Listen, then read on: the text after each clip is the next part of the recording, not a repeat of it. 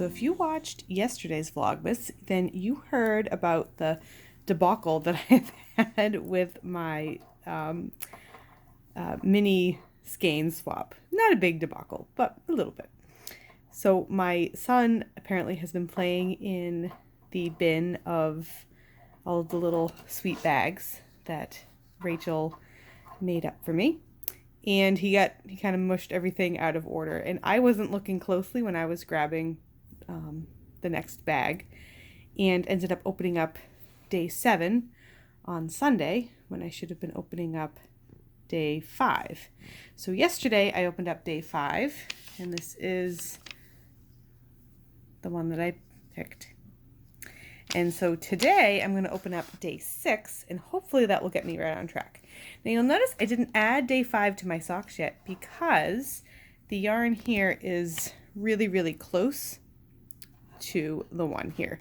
I actually did a couple rows, and it's just so similar that it just wasn't looking quite right. And I figured since the order was kind of messed up anyway, that it wouldn't be a huge deal if I did a little bit of yarn management and saw what is coming in on day 6 here to see if I can use this one to go in between these to make them kind of separated just a little bit better. I still can't believe that I didn't look close enough. So anyway, here we are on day 6. I'll open up the tag first, and it is Daisy Stitch Co. Again, I believe this one was Daisy Stitch Co. too. So that's exciting. And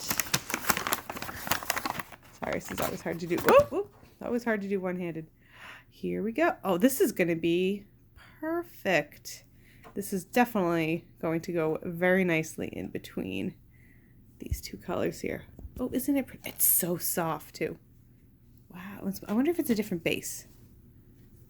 It almost feels like it is, but you know, when I look up close, I think it's the same base. Looks like a 2-ply. It's very, very soft. Very pretty. I wonder if these were like a set together, because they look like they complement one another. Oh, it's so pretty. Oh, thanks, Rachel. You have been doing such an amazing job. This has been so fun. So I'm going to add these colors to my socks. And oh, the other thing is I was doing a jelly roll blanket with whatever I had left over, and I ended up pulling that out because it just wasn't well, I had a couple issues. One was that I had put in kind of in between one of the colors some Knit Picks Hawthorn, and it was just that Knit Picks Hawthorn is a little bit of a heavier fingering weight, and it just wasn't looking right with the more lighter fingering weight sock yarns that I was getting. So it just wasn't coming out quite the way I wanted it to, and then there just wasn't a whole lot of leftover from these little minis here. So I was end up getting these like really tiny little stripes. So it was just, plus it was just a lot of extra work to be doing, and I found like I was just working on Advent knitting and not getting to do any of the other little Christmas projects that I'm trying to get done before Christmas. So what I ended up doing instead is I've just been making a magic knot ball with my leftovers, and I will add this to my corner to corner crochet blanket, which I don't remember. I think I may have showed it on my Vlogmas, but if I haven't, then I will. So I'm just doing a corner to corner crochet blanket, and I have all of my sock scraps. So I just make little magic knot balls, which are really simple and easy to do. And this way I can just add this into my blanket anytime. And I would still love to do that jelly roll blanket. I'm just going to use, I think I might be using different yarn for that I have slightly bigger scraps of. So that's all. So, all right, back to knitting.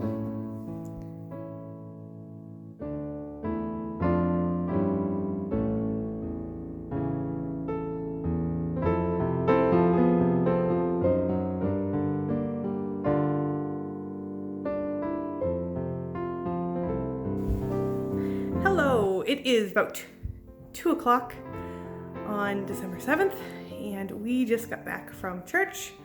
We went to the noon mass and now we are home. We had lunch on the road. My oldest very nicely made us peanut butter and jelly sandwiches. And we are going to do some cleaning today. It is not just all knitting all the time around here. Today, we need to clean. So we're gonna change over, get out of our church clothes, get into some cleaning clothes, and work on straightening up this house. Woohoo. Kids are super excited, but Mom's really excited. All right, step one is clean off this crazy kitchen counter. It's not too bad, and it's not too good either. And I've also got the kids working on these bookshelves. We've got so many books. And there's that big box right there. Has a bunch of undyed yarn, and then there's another box of more undyed yarn down in this corner right there. And then another bookshelf of insanity. Oh boy, don't look in the living room. But it's going to be so nice when it's all done, right guys? Yeah.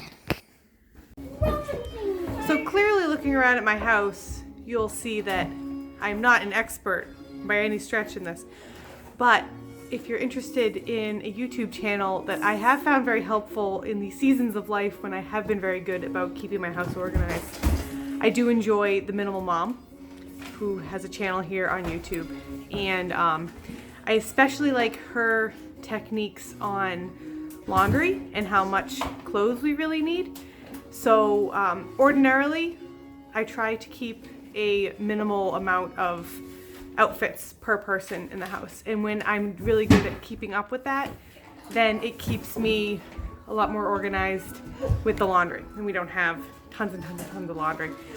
But it is something that you don't just do once and then you're great. You have to kind of go through things over and over again. And as you can see, it's been a while since I've really had a chance to go and minimize the way that I would like to. And we've just accumulated a lot of stuff, as happens. There's 9 people that live in this house, and it's not a super big house.